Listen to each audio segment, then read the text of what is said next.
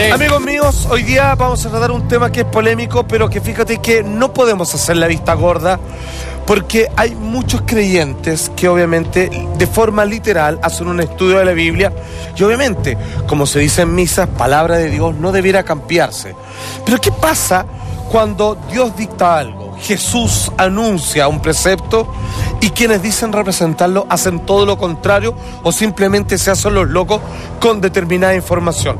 Es por eso que hoy día vamos a hablar respecto a las increíbles contradicciones que existen entre la palabra de Dios y los mandamientos de la iglesia más importante que representa hasta el día de hoy al cristianismo. La semana pasada mostramos esto y fíjese que queremos partir de inmediato con este punto, porque claramente hay que entender que todas las historias que están consignadas en la Biblia, en solo una ocasión Dios con su puño y letra escribió los 10 mandamientos. De hecho, el segundo mandamiento, según la Biblia, dice: no te harás escultura ni imagen alguna, ni de lo que hay arriba en los cielos, ni de lo que hay abajo en la tierra, no te inclinarás ante ellas, ni les darás culto. Éxodo 20, capítulo 4 al 6. Cuando Dios habla con Moisés en el monte Sinaí, lo que le está diciendo como segundo mandamiento, siendo el primero, que honrarás a Dios sobre todas las cosas, es que a todo esto, después de que me honres a mí y me reconozcas como el Dios único, no se te ocurra hacer imágenes o representaciones parecidas o interpretativas de mi persona, ni mucho menos le vaya a rendir culto ni te inclinarás ante ella. Es exactamente lo que sucede. Exactamente, con toda la estatuita y con todo, perdón que lo diga así, pero el gran merchandising que existe respecto a figuras religiosas u otras que adoran a vírgenes, santos, etcétera, etcétera. El único, Dios lo dice, Dios lo manda, el único al que se le debe rendir pleitesía es a mí. Nada, ni representación mía, ni alguien que me represente en la tierra, tú te debieras inclinar ante ellos, ni mucho menos estarle rezando. Sin embargo, obviamente, como lo puso la Iglesia Católica, si tú vas a la Vulgata, a la Biblia, que originalmente se encuentra en todos los veladores de gran parte de los hogares, dice sencillamente así de conciso: no tomará el nombre de Dios en vano. O sea, perdóneme, pero es una broma de mal sentido. No tiene que ver tampoco. No, absolutamente. Y de hecho, fíjate que en otra época también, cuando ya lo habían cambiado, decidieron cambiar el hecho de no desear a la mujer de tu prójimo y lo dividieron: y no desearás bienes ajenos, que también se encuentra y que a veces, con tal de llegar a los 10, partieron un mandamiento en 2, porque eso está aparte del primero, pero claramente sacaron el segundo porque obviamente a ellos no les conviene, porque necesitan de partida con la imagen del Papa, que obviamente alguien se inclina ante él y que lo reconozca como la autoridad directa del cielo en la tierra. Obviamente Dios dijo que eso no es válido y no podía ser, y no se te ocurra llegar a fabricar imágenes de esa categoría. Aquí en este caso como que se ve claramente que es por una conveniencia, pero en otros casos se puede ver como que, no sé, una mala comprensión del texto, o siempre es más o menos como enfocado. No, fíjate que directamente del hebreo la traducción es así. De hecho, al parecer creo que era una invitación a descubrir más el Dios que existe dentro de ti mismo, en conexión, que empezar a buscarlo afuera. De hecho, no es tan impositivo mala onda, es incluso más sabio y espiritual el mandamiento. Eres tú, claro. En cambio, lo que te están diciendo otros de la iglesia es como: ¿sabéis qué? Tú estás sucio, naciste en pecado, nosotros te limpiamos, nosotros cobramos riendo para el cielo, tenéis que pasar por acá, Lolito, antes de ir arriba. ¿Cachai? O sea, claramente es un negocio. O sea, inventan y hacen lo que quieran. Por supuesto, y a propósito de eso, así como comprar, como dicen por ahí, un pedazo del cielo. Yo quise arrendar la casa de Dios y me salía carísimo, viejo. Bueno, ¿quién dice esto? Ni más ni menos que Jesús, el Hijo de Dios en la tierra. Esto, a ver, escúchame, esto no tiene interpretación. Esto, yo no sé cómo pueden vivir cuando claramente hacen lo contrario. Lo que dice la Biblia respecto a los ricos. Jesús en Mateo 19:24: es más fácil para un camello pasar por el ojo de una aguja que para un rico entrar en el reino de Dios. Entonces, cuando los que se dicen mejores representantes, ponte tú, y que acumulan riqueza, y en algunos casos, no en todos, explotan a sus empleados, créame que se persignan los días domingos, se van a confesar, pero claramente su puerta, su entrada al cielo está, digamos, postergada, están en último lugar en la fila, porque ni más ni menos, palabra de Dios, palabra de su Hijo, representante de Dios en la tierra. Como que muchas iglesias son lobby. Absolutamente. De hecho, esto llegó a tal, y lo voy a decir así, a tal nivel de asquerosidad, de lujo, que un propio miembro de alto rango de la Iglesia Católica, un día, al no aguantar más esto, como le pasó hace muy poco a Benedicto XVI, dijo lo siguiente, reconociendo la falta, no haciendo caso a la palabra de Jesús. Mira el reconocimiento que hizo un propio miembro de la Iglesia. Esto es ni más ni menos que Jerónimo de Perigord, obispo de Valencia, España.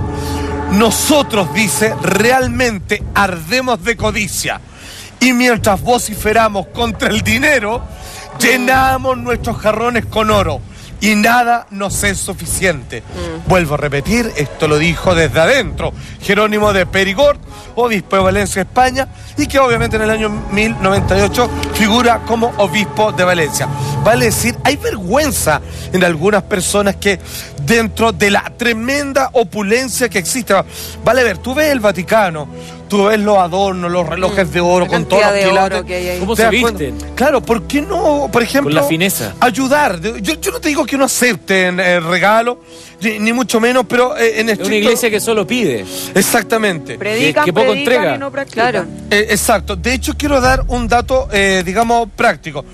El Vaticano, atención, en su cuenta pública del 2011, dice que las entradas a los museos, obviamente, de ver la Capilla Sixtina, etcétera, etcétera, le reportaron solo en un año 30,6 millones de dólares. Wow.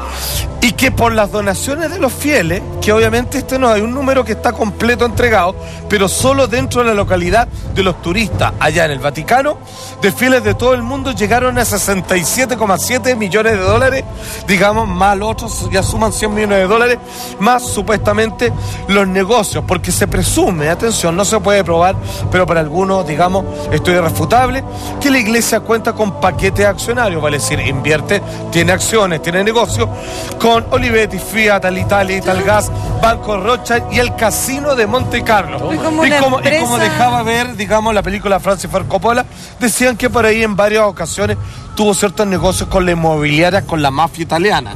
Así, carepalo. Ni ahí. Yo no sé si eso pasa allá. Es una empresa, pero que no paga impuestos. Es una empresa que no paga impuestos. Absolutamente. Yo nunca he estado en el Vaticano, pero en otras partes del mundo que me ha tocado poder estar, en iglesias importantes que tienen historia, muchas veces tú no puedes sacar fotografía porque el flash de tu cámara puede generarle problemas a la pintura o a la estructura. Claro. Pero ellos sí tienen una cámara especial, la cual te puede sacar la fotografía y tiene un valor. Ah, no, por supuesto, te cobran por la estampita, ¿no? Sí, eso está claro.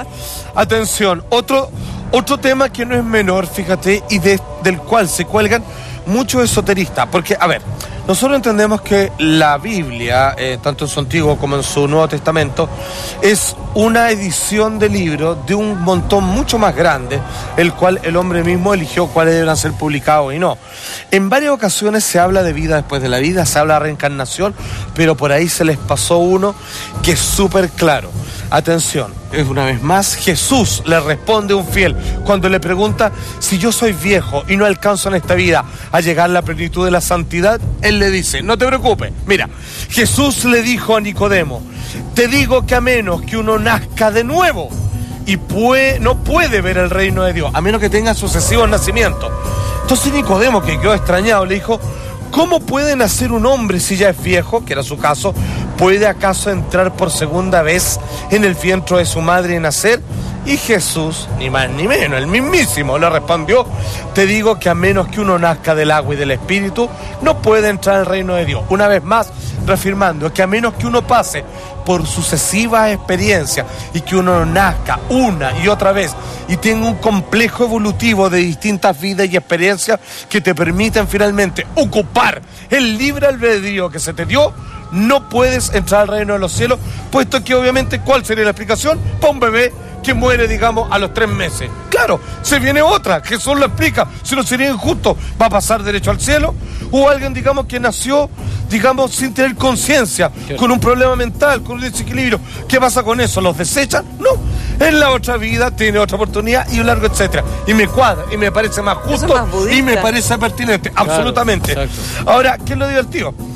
¿Cuál es la explicación que dan al respecto frente a este pasaje? ¿O cómo se refieren respecto al tema de la reencarnación? Que estaban hasta la tusa, tenían que responderlo todo a esta altura. Así es como se refiere el propio que acaba Papa de abdicar, Benedicto XVI. Mira, lo que dice la Iglesia sobre la reencarnación. El Señor es quien decide el futuro de cada ser y objeto de este universo. Y no podemos decidir nosotros como humanos en qué debe de reencarnar un objeto y en qué no. Sería ponernos en la posición de seres divinos y eso es un pecado inconcebible. Cacha, mira que hablo. Nadie debe ni puede jugar a ser Dios. Coa.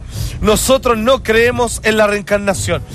Eso es una explicación bastante burda, porque en la reencarnación nosotros no elegimos en qué nacer, sino que son nuestros actos los que decantan en una energía de experiencia suficiente para que la vida misma, según nuestras acciones, deseos e impulsos, nos coloca de una manera u otra, pasando por mujer, hombre, viejo, y una serie de combinaciones de toda una gama de seres vivos hasta llegar a un estado de plena conciencia, hasta llegar a la santidad. Sin embargo, la Iglesia Católica no le conviene, porque si tienes muchas vidas te puedes equivocar, lo que es justo y bueno. En cambio, si vives una sola, aquí tienes que entregarlo todo y suelta el dinero, claro. Suelta el viejo y pórtate bien, si no te vas al infierno, etcétera, etcétera. Un tema que no es menor, el celibato. La confusión. Viejo, esto claramente, palabra de una vez más, él no estaba a favor del celibato. De hecho, todo lo contrario. Así yo, al ojo, me recuerdo que ya en el Génesis, cuando lo salva todo gracias al arca Noé, es la última vez que directamente en ese capítulo Dios habla con el hombre, le manda una orden, un mandamiento: creced y multiplicaos, le dice, claro. Todo lo que pueda. No estaba en contra del matrimonio, sino que de hecho estaba a favor. Pero atención, miren lo que encontramos en la Biblia. Timoteo, el autor, atención. Timoteo.